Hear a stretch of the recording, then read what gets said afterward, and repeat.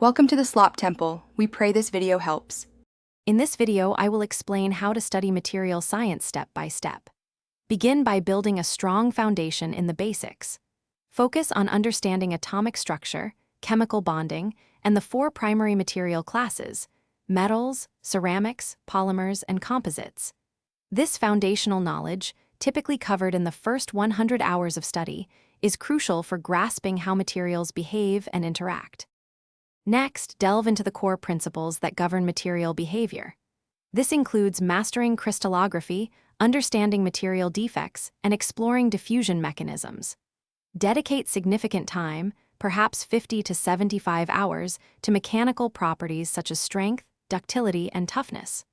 Also, thoroughly investigate thermal, electrical, and optical characteristics, which are essential for material selection. Now, it is time to apply your knowledge through practical problem solving. Work through numerous quantitative problems, perhaps 50 to 100, that involve material properties and equations. Actively participate in laboratory experiments to observe material behavior directly. This hands-on experience, often involving testing samples of various sizes, reinforces theoretical concepts and prepares you for real-world engineering challenges. Finally, continue your growth by exploring advanced and specialized topics. Consider areas like biomaterials, nanomaterials, or advanced composites, which often involve materials at the micro or nanoscale. Stay current with new discoveries and processing techniques by reading journals and attending seminars.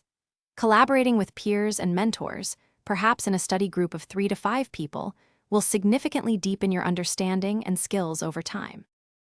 Thanks for watching. Consider subscribing if we helped you.